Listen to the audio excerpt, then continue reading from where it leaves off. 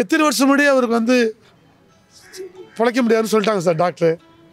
ஹைதராபாத் போய் சர்ஜரி பண்ணிட்டு வந்து திரும்பவும் வந்தார் சார். சார் நாங்கள் கூடவே தான் சார் இருந்தேன். ஆக்சுவலாக நான் வந்து 9 வருஷமாக அவர் அப்பான்னு சொல்கிற பொண்ணு. நான் அவரோட பொண்ணாகவே இருந்திருக்கேன். என்னை பொறுத்த வரைக்கும் ஹூ வந்து இன்னும் என் கூடயே தான் இருப்பாங்க. என் கூட மட்டும்தான் இருக்காங்க. அங்கே இருக்கிறது வெளியும் உடல் மட்டும்தான். ஆனால் என் கூட மட்டும்தான் இருப்பாங்க. நான் அந்த ஒலிம்பிக்கில் கோல்ட் மெடல் வாங்குற வரைக்கும் ஹூ என் கூட தான் இருப்பாங்க. ஆயிரக்கணக்கான குடும்பங்கள் வந்து அவரால் நல்லா இருக்காங்க சார். எப்போவுமே கண்ணு போடலை. பட் நேற்று அவங்க வீடியோ காமிக்க சொல்ல சார் கண்ணு மூடிருந்தாங்க. இல்லைனா எப்போவுமே என்ன மேடம் எப்படி இருக்கீங்க அப்படின்னு தான் பேசுகிறதோட எப்போவுமே கண்ணு மூடினது நான் பார்க்கவே இல்லை. பட் நேற்று நைட்டு தான் அவர் 10 மணிக்கு அவர் வீடியோ கால் பண்ண சொல்ல கண்ணு மூடி வச்சுருந்தார். 3 நாள் நான் இருப்பேன், 3 நாளும் யாரும் அழுவக்கூடாது, கரெக்டாக செய்யணும் அப்படின்னு கராத்தே யூனிஃபார்ம் கொண்டு வந்திருக்கேன் சார். கராத்தே யூனிஃபார்ம் கொண்டு வந்திருக்கேன் சார். அவர் செய்யணும்னு விரும்பியிருக்காரு. நான் செய்யணும் சார், செய்ய போகிறோம் சார். நான் ஒரு national level coach and national level judge and national level player too. So இந்த அளவுக்கு ஒரு ஃப்ரேம் என் பின்னாடி வருது அப்படின்னா அதுக்கு ஒரே ரீசன் அவர் மட்டும்தான். ஐமே காம்னா மதர். எனக்கு ஹூக்கு 8 வருஷமாக தெரியும் சார். ஹூ பற்றி என்ன பேசுறது, ஹூ வந்து அவங்க பேரே ஹூமன் யூனிட்டி. ஸோ எல்லா மக்களும் அவங்களுக்கு ரொம்ப பிடிக்கும். ஜாதி பிரதம் ஒன்றுமே இல்லை. முஸ்லீமோ இப்போ நாங்கள் ஜெயின்ஸ் தான். பட்டு என்னுடைய காம்னா வந்து ஒரு பொண்ணு மாதிரி இருந்தால் அவருக்கு குடும்பம் கிடையாது. ஆனால் காம்னா ஒரு பொண்ணு மாதிரி நினச்சிட்டு ஒரு அப்பாவுக்கு தாரமாக என்ன செய்யணுமோ அவர் எல்லாமே காம்னாக்கு செஞ்சுருக்காங்க சார். ஸோ ஒரு நல்ல மனிதன் சீக்கிரமாக போனதுனால எங்களுக்கு ரொம்ப ஹர்ட் ஆகிருக்கு. வந்து ரொம்ப துக்கமாக இருக்குது. அவர் கடைசி பதிலோட காம்னா எனக்கு அம்மா மாதிரி இருந்து பார்த்துக்கிட்டாங்கன்னு அந்த ஃபோட்டோஸ்லாம் போட்டிருந்தார். அந்த அளவுக்கு காம்னாக்கும் அவங்க மேலே பாசம் வரல. 20 நாள் ஹாஸ்பிட்டலுக்கு சொல்ல கிட்டத்தட்ட நான் ஐ திங்க்ஸ் ஒரு நாள் தான் ஏதோ வந்திருப்பா வீட்டுக்கு நைட்டு படுக்க. அதுவும் நைட்டெல்லாம் படுக்கவே இல்லை. ஃபோன் எடுத்து வச்சு பார்த்துன்னே இருந்தா. மம்மி பயமாக இருக்குது, நான் போகிறேன் மம்மி, நான் போகிறேன் மம்மி, என்னை கூப்பிடாதீங்க மம்மின்றா. ஸோ நாங்களே போயிட்டு டிஃபன் கொடுத்துட்டு ஏதாவது சாப்பிட்டு வச்சுட்டு தான் வந்திருக்கோம். பட் அவள் வந்து ஒரு நிமிஷம் கூட விடல சார். நைட் அண்ட் மார்னிங் அவள் அங்கே தான் இருந்தாள். 24 ஹவர்ஸ் சொல்லலாம். நான் நேற்று கூட ரொம்ப சீரியஸாக இருக்க சொல்ல மம்மி பாருங்கள் வீடியோ கால் பண்ணிவிட்டு சொன்னால் ஆக்சிஜன் கொடுத்துட்டு இருக்கா மம்மி பாருங்கள் மூச்சு எடுக்கிறது. ஸோ ஒரு 2 மினிட்ஸ் நான் வந்து வைக்க சொன்னேன். வீடியோ அங்கேயே போய் நான் ஜபம் பண்ணுறேன் அப்படின்னு சொல்லிட்டு 2 மினிட்ஸ் வீடியோ அங்கே தான் வச்சேன். ஸோ என்னால் எவ்வளோ முடியும் அவ்வளோ ஜபமெல்லாம் பண்ணேன் நான் சாருக்கு. பட் இத்தனை வீடியோஸில் வந்து சார் எப்போவுமே கண்ணு போடலை. பட் நேற்று அவங்க வீடியோ காமிக்க சொல்ல சார் கண்ணு மூடிருந்தாங்க. இல்லைனா எப்போவுமே என்ன மேடம் எப்படி இருக்கீங்க அப்படின்னு தான் பேசுகிறதோட எப்போவுமே கண்ணு மூடினது நான் பார்க்கவே இல்லை. பட் நேற்று நைட்டு தான் அவர் 10 மணிக்கு அவர் வீடியோ கால் பண்ண சொல்ல கண்ணு மூடி வச்சுருந்தார். ஸோ எனக்கு அந்த டைமில் கொஞ்சம் ஒரு மாதிரி இருந்துச்சு. நான் சொன்ன காம்னா கவனமாக இரு, அடிக்கடி வந்து ஐசியூவில் வந்து சார் எப்படி இருக்கீங்கன்ட்டு பேசினே இரு அப்படின்னு தான் நான் சொல்லியிருந்தேன் அவருக்கு. கரெக்டாக ஒரு 1:40க்கு எனக்கு கால் வந்தது. காம்னா அம்மா கால் வந்தோடனே எனக்கு ஒரு பயம் தான் வந்துச்சு. ஏன்னா மிட் நைட் எப்போவுமே அவள் கால் பண்ண மாட்டாள், டிஸ்டர்ப் பண்ணவே அவள் வந்து என்ன தெரியுமா யாருக்குமே டிஸ்டர்ப் பண்ண மாட்டாள். அவளுக்கு என்ன தோன்றதோ அவள் செய்வாள். வந்து ஒரு அப்பா ஸ்தானத்தில் அவர் இப்போ என்ன அழுகுறானா என்னால் மெடல் எடுக்க முடியலையே, சாருடைய ட்ரீம் வந்து நான் பண்ண முடியலேன்னு சொல்கிறேன். இப்போ எங்களுக்கு என்ன டென்ஷன்னா இப்போ ஊவோட ஸ்தானத்தில் யார் நிற்பா, எங்களுக்கு அந்த கவலை. மாதிரி ஒரு கோச் கட்டுக்கிறது ரொம்ப கஷ்டம் சார். அது நான் சொல்ல முடியும். இப்போ இந்த ஒலிம்பிக்கில் வந்து காம்னா செலக்ட் ஆகலனா கூட அவங்கள அங்கே கூட்டிகிட்டு போனார், சொந்த செலவில் கூட்டிகிட்டு போனார். அவர் எப்படியெல்லாம் வந்து காம்னாவோட இது பண்ணார். இப்போ காம்னா வந்து ஒரு ஜெயின்ஸ் கேர்ள்ஸ் வந்து நம்ம சீக்கிரமாக அவுட் பண்ண பண்ணுறோம் சார். பட் காம்னா வந்து அவ்வளோ ஆக்டிவ் பண்ணிவிட்டு அவர் டிரைவிங் சொல்லி கொடுத்துட்டு ஸ்பீச் வந்து ஸ்பீக்கர் ஆகிட்டா. ஸோ பாரிஸ் கொண்டு போக சொல்லக்கூட பார் இதுதான் இருக்குது, இதுதான் செட்டிங், நம்மெல்லாம் வரப்போகிறோம், நான் அங்கே நிற்க போகிறேன், நீ அங்கே அடிக்க போகிற அப்படின்ட்டு அவள் எல்லாமே காமிச்சிட்டு அவள் ரொம்ப கொஞ்சம் ஒரு மாதிரி ஆகிட்டா. நம்ம ஒலிம்பிக்ஸில் செலக்ட் ஆகலன்ட்டு ஒரு சின்ன காரணத்தினால. பட்டு இந்த தடவை பாரிஸ் கூட்டிகிட்டு போயிட்டு இன்டர்வியூ எல்லா குழந்தைங்க பற்றியும் அவங்க பேசியிருந்தாங்க. 2 பேரும் ஆர்கியூமெண்ட்ஸ் பண்ண மாதிரி நல்லா அழகாக ஒரு வீடியோ எடுத்திருக்காங்க. ஸோ எனக்கு அதிலே ஹாப்பி. சரி அது பொண்ணுக்கு வந்து என்ன இருக்குன்ட்டு அவளுக்கு நல்லாவே தெரியும். ஒரு அம்மா ஸ்தானத்தில் எனக்கு தெரியாததும் சாருக்கு நல்லா புரிஞ்சு வச்சுருக்காங்க. அவர் ஒரு ஃபுட்டி அப்படிங்கிறது. ஏன்னா கடைசியில் கூட சிக்கன் பிரியாணி சாப்பிட்டேன்னு போட்டிருக்கு. அவருக்கு என்ன ஃபுட்டு பிடிக்கும்? என்ன நான்வெஜ் ரொம்ப பிடிக்கும் அவருக்கு. பட்டு நான் எப்போவுமே மாம்பழம்னா ரொம்ப உயிர் அவருக்கு. ஸோ ஃபஸ்ட்டு மாம்பழம் சாருக்கு தெரிஞ்ச உடனே ஃபஸ்ட்டு மாம்பழம் நான் தான் எடுத்துன்னு வந்து கொடுத்தேன். ஐயோ நீங்கள் ஃபஸ்ட்டு கொடுங்க சார். அப்புறமா தான் டாக்டர் கேட்டிருக்காரு. நான் ஒரு 5 கொடுத்தனால பயம் வந்தது மனசில், நமக்கு எப்படி கேட்காம கொடுக்கலான்ட்டு. உடனே டாக்டர் உள்ளே வந்ததுன்னே சொன்னாங்க, can I eat the mango அப்படின்னு சொல்லியிருக்காரு. கண்டிப்பான்னு சொன்னாங்க. ஸோ உடனே 2-3 மேங்கோ அப்போவே கட் பண்ணிவிட்டு இல்லை நான் எத்தனை தடவை அனுப்பிச்சிருக்கேன். அந்த 20 days ஃபஸ்ட்டு நம்மளுக்கு தெரிஞ்சோடனே பிளட் கேன்சர் தெரிஞ்சோடனே ஃபஸ்ட்டு மாமாவில் வீட்டில் வந்தோடனே சாருக்கு தான் கொண்டு வந்தேன் நான். ஸோ அவருக்கு மேங்கோ ரொம்ப பிடிக்கும். சாம்பார் சாதம், உருளைக்கிழங்கு, அப்பளம் உருளைக்கிழங்குன்னா அவருக்கு வேணும் தான் சாம்பார் சாதத்து கூட. உருளைக்கிழங்கு ரொம்ப பிடிக்கும் சார் அவருக்கு. இப்போ அவரோட ட்ரீம்ஸில் நிறைவேற்றுற பெரிய பொறுப்பு வந்து உங்கள் டாக்டர் காமனா மேலே இருக்குது. அதை எப்படி அவங்க இது பண்ண போகிறாங்க? அதுதான் இப்போது எல்லாருடைய துணை அவங்களுக்கு இருக்கணும். எல்லாரோட சப்போர்ட் இருந்தால் தான் அவளும் ஒன்றுமே செய்ய முடியும். ஏன்னா இவளுக்கு பெரிய சப்போர்ட் இப்போ கையில் இல்லை. ஸோ அவளுக்கு இத்தனை பொறுப்பு வந்து தான். ஆனால் காமனா செய்வான்ட்டு அந்த நம்பிக்கை எனக்கு இருக்குது. பட் எல்லாரோட சப்போர்ட் கண்டிப்பாக கிடைக்கும்ட்டு அந்த நம்பிக்கையும் எனக்கு இருக்குது சார். நான் இது வரைக்கும் 5 வேர்ல்ட் ரெக்கார்ட்ஸ் பண்ணியிருக்கேன்னா அது முக்கிய காரணம் என்னோட குருநாதர் டாக்டர் ஷியான் ஹுசைனி ஹூ தான். ஒரு விஷயம் செய்யணும்னா அடிக்கடிக்கு சொல்கிற விஷயம் என்னென்னா, என்ன ஒரு விஷயம் செஞ்சாலும் அதை மாற்றி யோசிச்சு செய்யணும் அப்படின்னு சொல்லியிருக்காங்க. நான் இது வரைக்கும் 5 வேர்ல்ட் ரெக்கார்ட்ஸ் பண்ணியிருக்கேன். இந்த 5 வேர்ல்ட் ரெக்கார்ட்ஸுமே இது வரைக்கும் யாருமே பண்ணி காமிச்சதே இல்லை. அதே மாதிரி ஹூ பண்ண ரெக்கார்ட்ஸுமே இது வரைக்கும் யாருமே பண்ணதில்லை. ஹூ வந்து எந்த ஒரு விஷயம் செஞ்சாலும் அதை மாற்றி யோசிச்சு அது வேறு லெவலுக்கு போகிற மாதிரி தான் சொல்லி தருவாங்க. இப்போ ஹூ இல்லைன்றது உங்களுக்கு எந்த அளவுக்கு அஃபெக்ட் ஆகுது? என்னை பொறுத்த வரைக்கும் ஹூ வந்து இன்னும் என் கூடயே தான் இருப்பாங்க. என் கூட மட்டும்தான் இருக்காங்க. அங்கே இருக்கிறது வெறும் உடல் மட்டும்தான். ஆனால் என் கூட மட்டும்தான் இருப்பாங்க. நான் அந்த ஒலிம்பிக்கில் கோல்ட் மெடல் வாங்குகிற வரைக்கும் ஹூ என் கூட தான் இருப்பாங்க. இன்னும் கூட இந்த ஆர்ச்சரி பற்றி தான் நினச்சிட்டு தான் இருப்பாங்க. எனக்கு நம்பிக்கை இருக்குது. என் கூட மட்டும்தான் இருப்பாங்க. இப்போ ஹூவோட பெரிய ட்ரீம் வந்து ஒலிம்பிக்கில் ஒரு மெடலாவது வின் பண்ணணும். அதுக்கு நீ என்ன எப்படி ப்ராக்டிஸ் பண்ண போகிறேன்? ஹூவோட பெரிய ட்ரீம் வந்து நம்ம இந்தியா தான் ஃபஸ்ட்டு மெடல் வாங்கணும் அப்படின்னு ஆசைப்பட்டாங்க. அதில் நான் வாங்கணும்னு ஹூவோட பெரிய கனவு. ஹூ வாட்சர் மிஷினில் யாராவது போய் வாங்கினாங்கன்னா அது ஹூவுக்கு ரொம்ப பெருமையாக இருக்கும். எனக்கு நம்பிக்கை இருக்குது. நான் ஹூவோட ஆசீர்வாதத்தில் நான் வாங்குவேன்னு எனக்கு நம்பிக்கை இருக்குது. இன்னும் ஹூவோட ஆசீர்வாதத்தில் நான் வெறியாக பண்ணுவேன். நிச்சயமாக 2032 ஒலிம்பிக்கில் கோல்ட் மெடல் வாங்குவேன்னு எனக்கு நம்பிக்கை இருக்குது. நீ ஹூவில் லாஸ்ட்டாக எப்போ மீட் பண்ணேன்? அவர் என்ன சொன்னார்? நான் வந்து லாஸ்ட்டாக ஹூ வந்து ஹாஸ்பிட்டலில் இருக்கும் போது நேரடியாக போய் பார்த்தேன். அப்போது நான் எப்படி இருக்கீங்க அப்படின்னு கேட்குறதுக்கு முன்னாடி ஹூவே சொன்னாங்க, எப்படி இருக்க, நல்லா இருக்கியா அப்படின்னு கேட்டாங்க.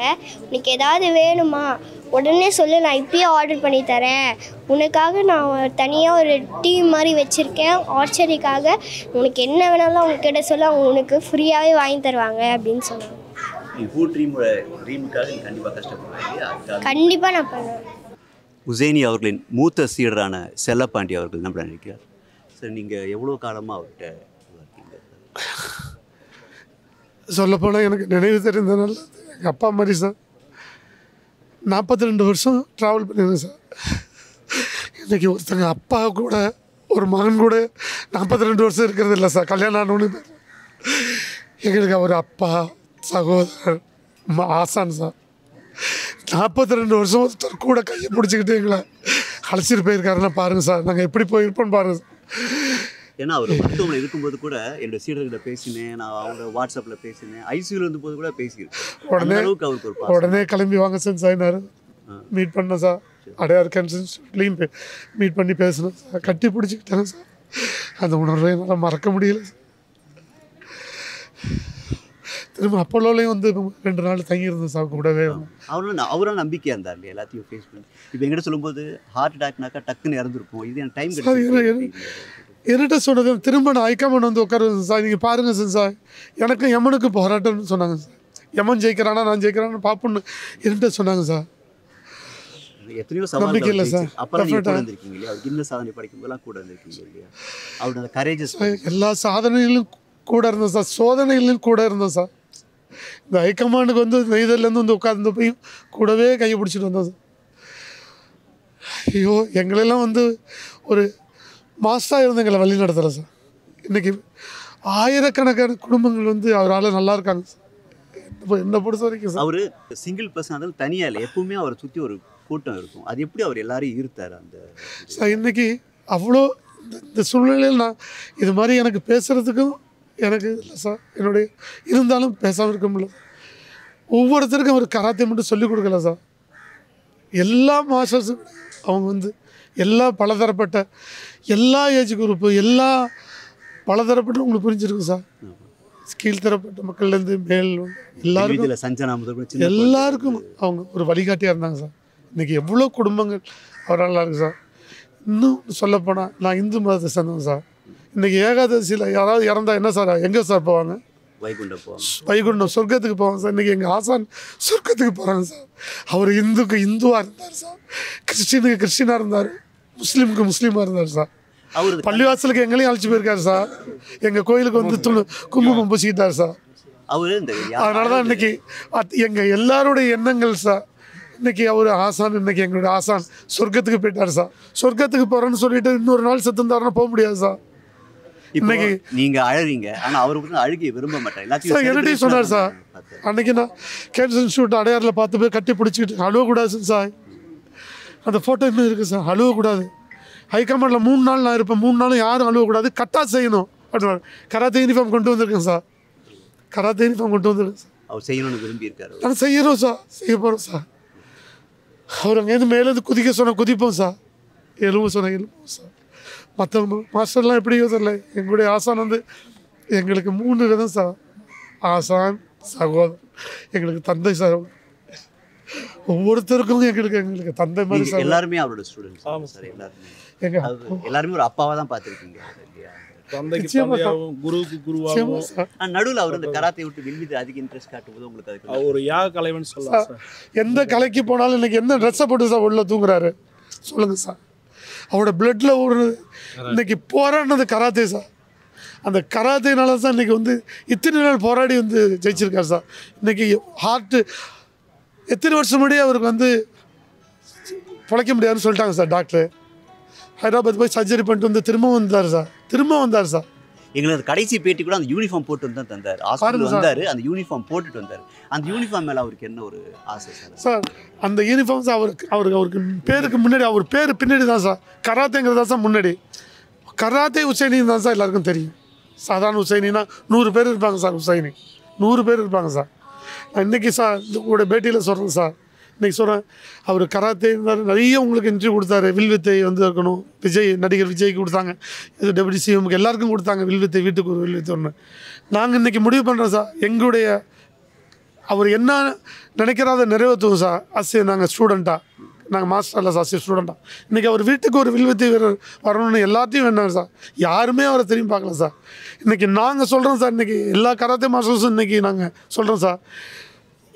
நாங்கள் கராத்தே எடுக்கிறோமோ இல்லையோ எல்லா ஸ்கூல்லையுமே வில்வித்தை சொல்லிக் கொடுத்து ஃப்ரீயாக சொல்லிக் கொடுக்குறோம் சார். எல்லாரையும் எங்களை கராத்தே கவர்மெண்ட் ஆகலை சார். லெவல் 1 லெவல் 2 ஆர்ச்சரி கோச்சாக தான் சார் ஆக்கி வச்சுருக்காங்க. எல்லா நாடுக்கும் அவர் கூட போனோம் சார். எல்லா நாடுக்கும் போனோம் சார். எல்லாம் தெரியும் சார். எப்படி உட்காந்து ஒரு கீழே உட்காந்து படுத்து தூங்குவோம் சார். இங்கே உட்காந்து சாப்பிட சொன்னால் சாப்பிடுவோம் சார். அவர் கூட அவர் தனியாலாம் இருக்க மாட்டார், எப்போ உங்களோட தான் இருப்பார் சார். அவர் தூங்கி நாங்கள் பார்த்தது இல்லை சார். ஷியான் வந்து தூங்கி நாங்கள் பார்த்ததே இல்லை சார். இங்கே கேம்பில் இருப்போம் சார். 12 மணி வரைக்கும் எங்களுக்கு நைட் டின்னர் வாங்கி கொடுத்துட்டு போய் படுத்துட்டு மார்னிங் 4 o'clock எழுந்திரிக்கணும் பாரு சார். நாங்கள் 3:30 மணிக்கு எழுந்துச்சு, நான் டாய்லெட்டு ஒருத்த மணி போகிறது போகணுன்ட்டு எழுந்திருப்போம் சார். இவர் 2 மணிக்கு எழுந்திருப்பார் சார். இன்றைக்கி எப்போ தூங்குறாருன்னே தெரியாது சார். இன்றைக்கி தூங்கிட்டு இருக்காரு சார். எங்கள் இந்த ஐசியூ இருந்த போது கூட அவர் வந்து எல்லாரோடையும் பேசிட்டு இருந்தேன், ஸ்டூடெண்ட்ஸோட பேசிட்டு கடைசி மெசேஜாக தான் போட்டிருந்தார் சார். அன்றைக்கி மார்னிங் கூட பேசுகிறார் சார்.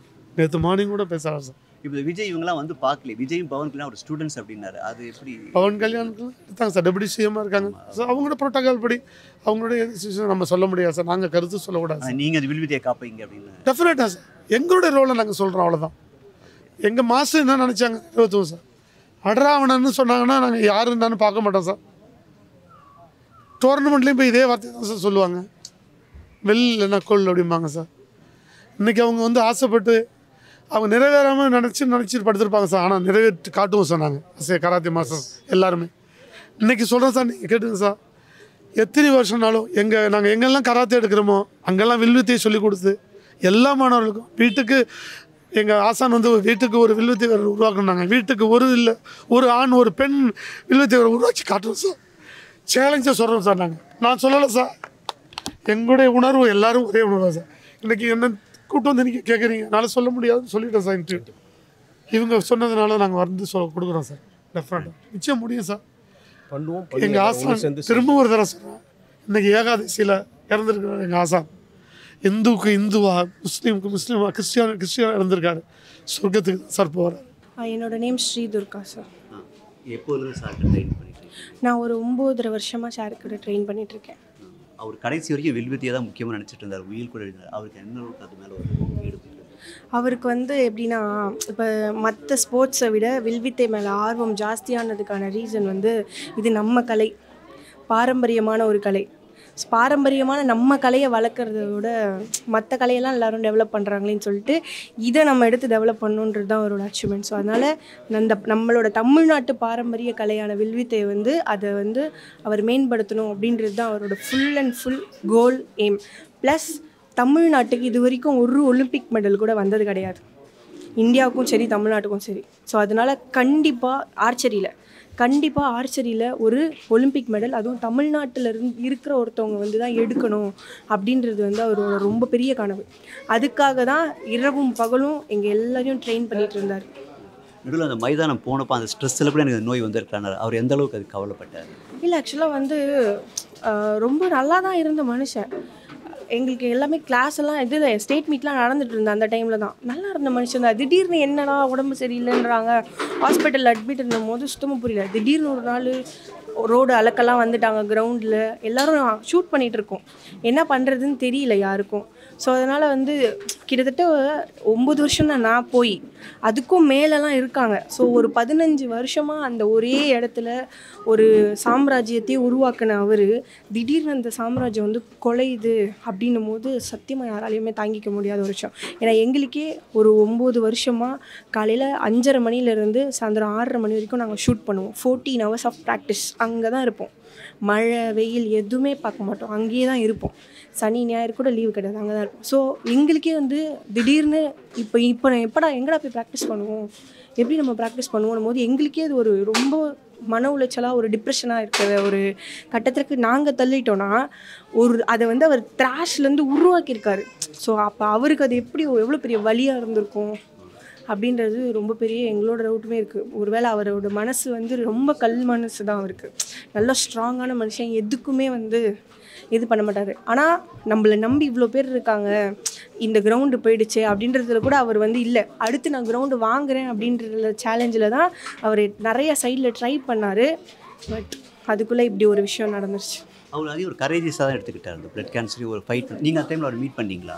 சார் நாங்கள் கூடவே தான் சார் இருந்தேன். ஆக்சுவலாக நான் வந்து 9 வருஷமாக அவர் அப்பான்னு சொல்கிற பொண்ணு, நான் அவரோட பொண்ணாகவே இருந்திருக்கேன். ஆக்சுவலாக நான் நேற்று கூட அவர்கிட்ட பேசினேன்.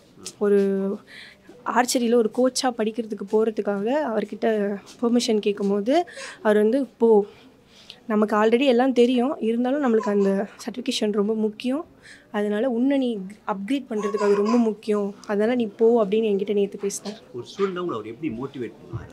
அவரை உற்சாகமான பர்சன், அவரை மாதிரி ஆக்சுவலாக மோட்டிவேட் பண்ணுற பர்சன் யாருமே கிடையாது. சொல்லணும்னா எப்படி ஒரு த்ராஷில் மைண்ட் செட்டே இல்லாதவங்களை கூட அப்படியே எடுத்துகிட்டு வந்துடுவார். நான்லாம் வந்து அப்படியே எப்படி சொல்கிறது, ஒரு மண் மாதிரி இருந்தேன். இன்றைக்கி என்னை ஒரு சிற்பமாக ஒரு வடித்த உண்மையான சிற்பி அவர், கிரேட்டஸ்ட் டீச்சர்னு சொல்லலாம். எனக்கெலாம் ஆர்ச்சரியில் ஒரு A to Z கூட தெரியாது, ஒன்றுமே தெரியாது. அதை நான் சும்மா ராமாயணம் மகாபாரதத்தில் தான் பார்த்துருக்கேன்.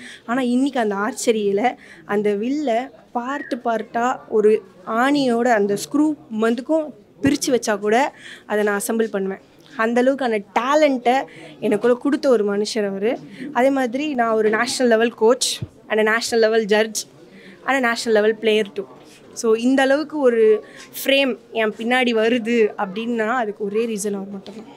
இப்போ அவரோட கனவு வந்து ஒரு ஒலிம்பிக் மெடலாக இருந்துருக்கு, அது நிறைவேற்றி நீங்கள் என்ன பண்ண போகிறீங்க? கண்டிப்பாக இங்கே எல்லாருமே அதுக்காக மட்டும்தான் உழைச்சிட்ருக்கோம். அவரோட கனவு எப்போவுமே வீண் போகாது. இப்போ அந்த ஒரு மனிதனோட கனவு இங்கே 1 லட்சம் பேரோட கனவாக மாறப்போகுது. ஆக்சுவலாக மாறிடுச்சு. ஸோ நாங்கள் எல்லாருமே இப்போ நான் ட்ரை பண்ணுவேன், என்னால் முடிஞ்ச வரைக்கும் ட்ரை பண்ணுவேன், என்கிட்ட வர ஸ்டூடெண்ட்ஸ் எல்லாரையுமே ட்ரை பண்ண வைப்பேன். அந்த மாதிரி இங்கே வந்து ஒரு 500 கோச்சஸ்க்கு மேலே இருக்காங்க, ஆர்ச்சர்ஸ் ஒரு 3000 பேருக்கு மேலே இருக்காங்க. கண்டிப்பாக எல்லாருமே மெடல் வின் பண்ணுவாங்க. அதுக்காக தான் எல்லாருமே ட்ரெயின் பண்ணிகிட்ருக்கோம்.